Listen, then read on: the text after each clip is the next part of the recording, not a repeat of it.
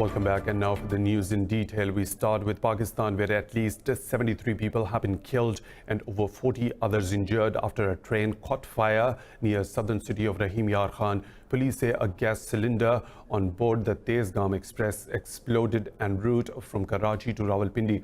However, Pakistan Railways officials say the cause is still being investigated. Railways officials say the explosion destroyed 3 of the train's passenger carriages.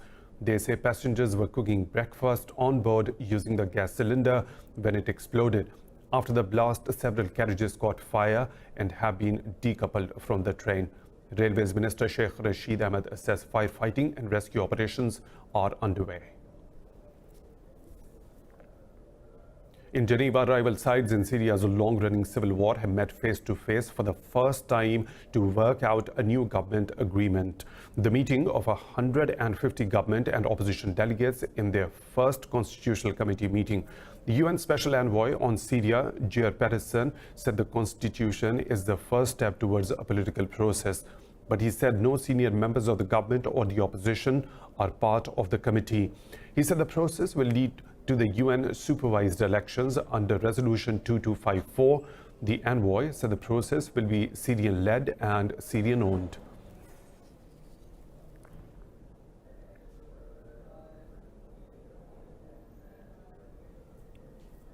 Moving on, a Pentagon report has revealed the U.S. conducted over 1,100 airstrikes in Afghanistan in September. The report says American forces conducted 40 airstrikes a day last month. The report said over 800 strikes were conducted in August, while over 500 were launched in July. U.S. forces in Afghanistan have not reported the number and types of aircraft or the bombs dropped in each strike. Washington says the strikes continue to apply judicious military pressure on the Taliban. In a related development, the Human Rights Watch says CIA-backed forces are committing illegal executions and other human rights abuses with impunity. In a report, the international rights body said the forces are killing civilians during botched night raids. The report said in many cases the raids were accompanied by airstrikes, killing civilians indiscriminately or disproportionately. The report also highlights 14 instances of serious war crimes by CIA-backed strike groups from the late 2017 to mid-2019. It said sometimes troops detained men and didn't tell families where they were being held.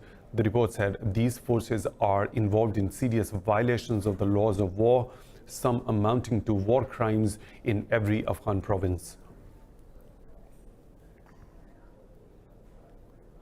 South Korea claims North Korea has fired 2 projectiles into the sea between a Korean peninsula and Japan.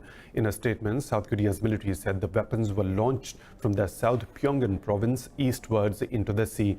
Japan's Coast Guard said the projectiles appear to be missiles and landed outside Japan's exclusive economic zone. It is the 12th time that the nuclear-armed North Korea has carried out a major weapons test this year. The last test by Pyongyang was a submarine-launched ballistic missile fired from a platform in the sea on October the 2nd. The launch comes in the midst of a deadlock on nuclear talks between South Korea and the United States. In Mongolia, police in the capital have arrested 800 Chinese citizens in a pro-bento cybercrime ring. Officials say they have also confiscated hundreds of computers and SIM cards. Heads of the General Intelligence Agency of Mongolia, Gerald Doplam, said they raised 4 locations after 2 months of investigation. He said the detained individuals were involved in illegal gambling, fraud, computer hacking, identity theft, and money laundering. All of the 800 Chinese citizens in detention arrived in Mongolia on 30-day tourist visas. In a statement, the Chinese embassy said it will cooperate with the Mongolian police. China says discussions with the U.S. on reaching a trade agreement are going well. The Commerce Ministry says Beijing and Washington have decided to take the process further. The ministry says trade negotiators from both the countries will hold their next round of telephone negotiations on Friday. Earlier, the U.S. said it will consider extending tariff exclusions on $34 billion worth of Chinese imports. President Donald Trump has previously hinted at the possibility of an agreement with Chinese President Xi Jinping at a summit in November. But the summit's cancellation because of continuing mass protests in the host nation, Chile, has raised new barriers to the talks. Indian government has divided occupied Jammu and Kashmir into two federal territories today, despite opposition by the Kashmiris. Kashmiris say Prime Minister Narendra Modi's government is forcing this measure to dilute the valley's Muslim majority. Last night, Indian Home Ministry announced the region has been annexed as two union territories of Jammu and Kashmir and Ladakh. For last 88 days, the valley is cut off from the rest of the world with a shortage of food and healthcare as it faces a humanitarian crisis. U.S. House committees have asked former White House National Security Advisor John Bolton to testify in their impeachment inquiry. The Democratic-led investigation into President Trump has set November 7 as the date for Bolton's appearance. Bolton's attorney, Charles Cooper, says his client will not appear without a subpoena. The rush of possible new witnesses comes as the House prepares to take its first official vote on continuing the probe today. This will include public hearings and the possibility of drafting articles of the impeachment against the president. Trump has dismissed the Democrat-led impeachment probe as a witch hunt and lynching. NATO has told Russia to withdraw all of its troops from eastern Ukraine's Donbas region after Kiev's forces pulled out. Praising Ukraine's move, NATO chief Jens Stoltenberg said some Moscow-backed troops are in the region. Stoltenberg says the withdrawal will help reduce tensions between the two countries. He says after the withdrawal, Ukraine and Russia will be able to solve the conflict peacefully. But he says there is a long way to go before that happens. But of course, NATO also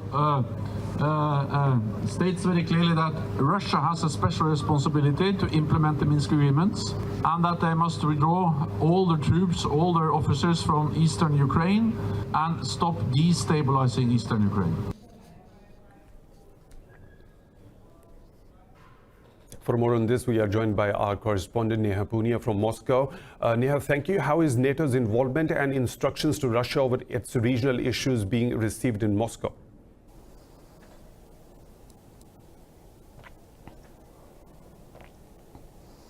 As far as the disengagement process is concerned, that's something that Russia has welcomed, calling it the first step towards holding that Normandy-style summit likely to be held early next month. That will involve France and Germany as well. So far, Russia's position on this has been that it's Ukraine that's been flip-flopping on the entire peace plan for the region, calling out Kiev for its hesitance last month in signing that Steinmeier formula. What happens through this disengagement process now is that the distance between pro-Russian and pro-Ukrainian forces reduces.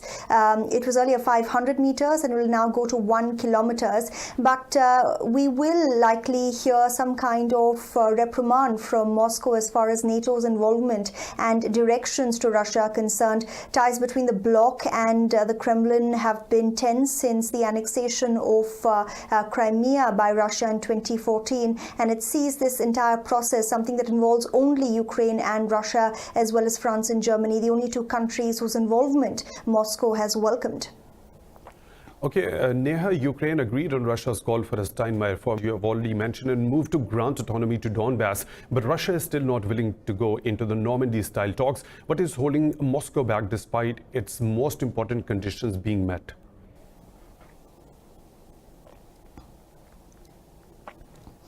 It's important to understand the background against all of this is happening. In Kiev, importantly, there have been a lot of pushback. There have been many protests against President Zelensky's agreement to sign the Steinmeier formula, despite hesitance on part of the group that was negotiating with Russia in Minsk at that trilateral contact group meeting last month.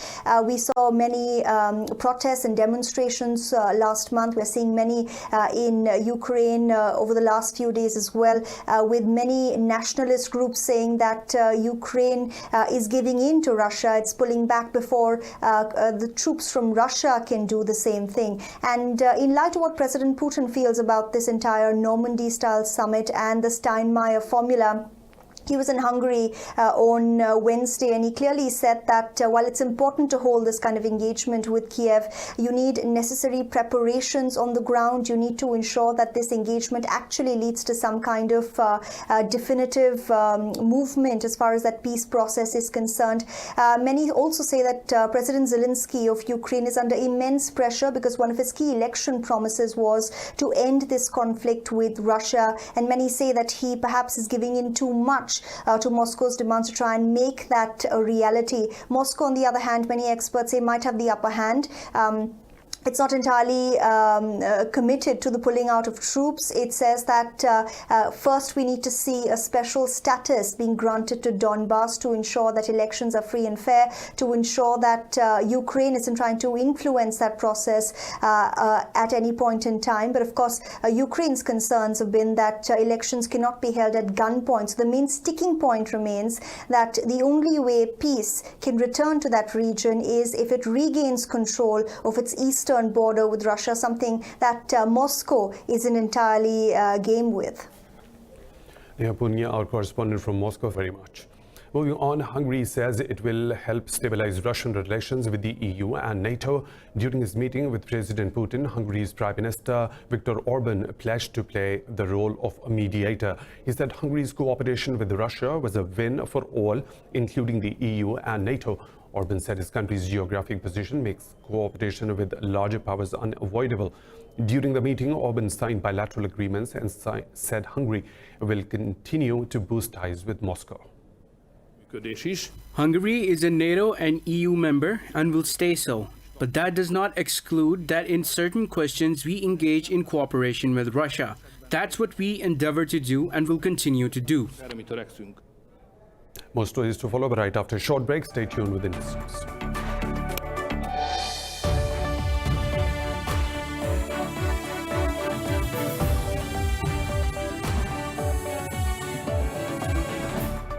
Welcome back. In Spain, hundreds of students have set up a protest camp in Barcelona over the jailing of Catalan separatist leaders. Protesters are demanding a second vote on the region's independence. Catalan's 7 public universities also have condemned the sentencing and called for the immediate release of the separatist leaders. Protests have rocked the region since Catalan separatist leaders were jailed on October the 14th for their role in 2017 independence referendum. Over 200 people were injured in the violent protests. Spain's main parties have consistently rejected any moves towards Catalonia's secession. A powerful 6.5 magnitude earthquake has struck the southern Philippines. So far, there have been no reports of casualties. The U.S. Geological Survey says the quake hit Mindanao Island, where a strong tremor killed 6 people earlier this month. The quake's epicenter was located in Cotabato province, west of the city of Davao. It is the 3rd quake to strike Mindanao Island this month.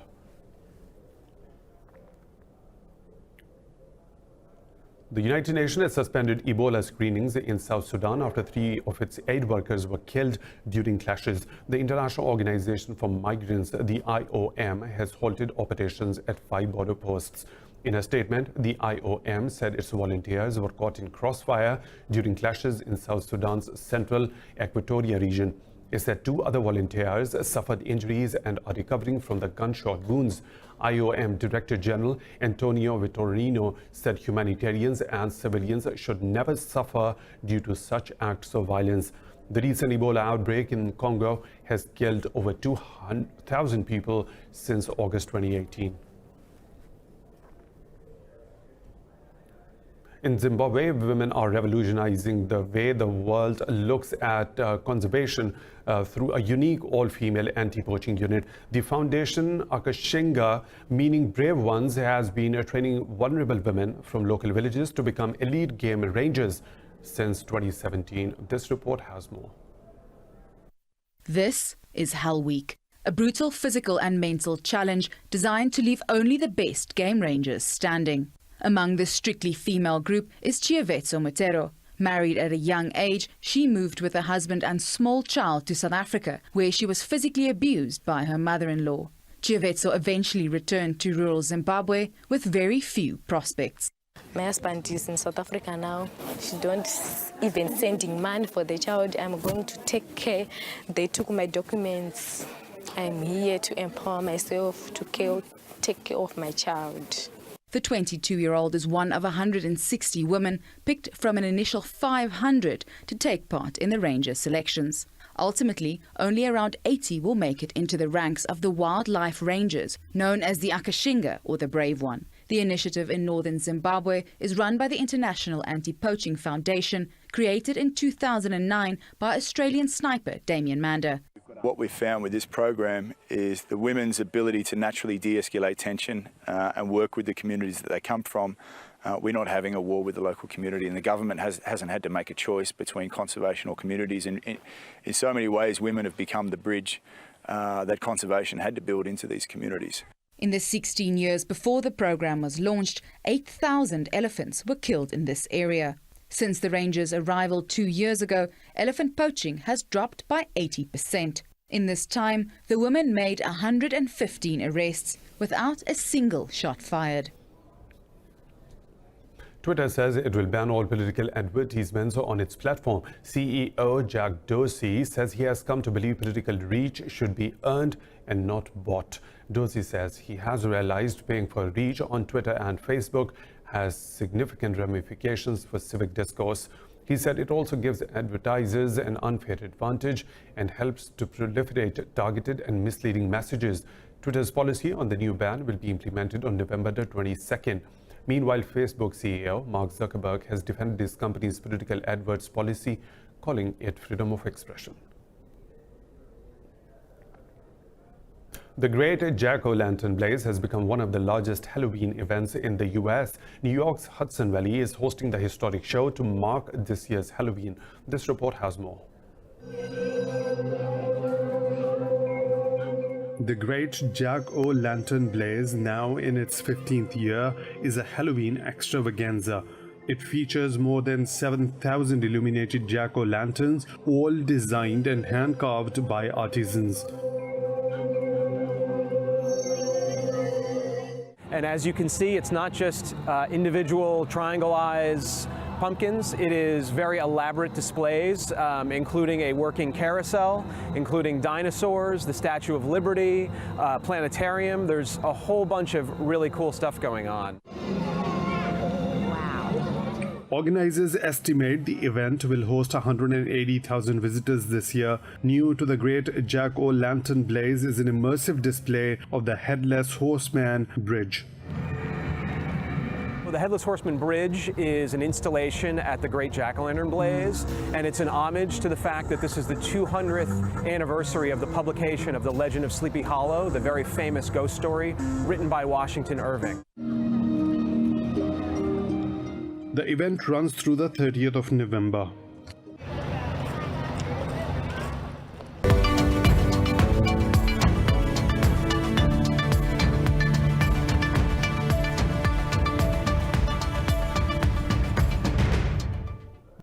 Most Asian stocks have risen in early trading over the U.S. Federal Reserve's interest rate cut of 25 basis points. The indices witnessed fresh momentum as investor sentiments were lifted by progress in U.S.-China trade talks and strong earnings. The Shanghai Composite is trading a fraction lower as factory activity in the country contracted for the sixth straight month. South Korea's Kospi is trading at nearly 1% higher. Hong Kong's Hang Seng has also picked up over 1% due to attractive stock valuations. Following the trend, Tokyo's Nikkei 225 has also gained nearly 0.5%.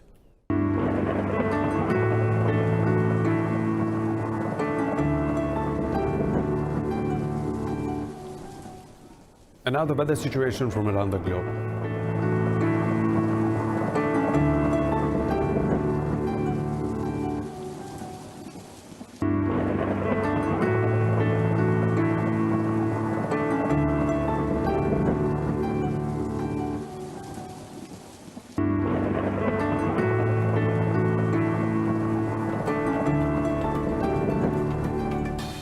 That's all for now. For the latest updates, you can follow us on social media at indus.news.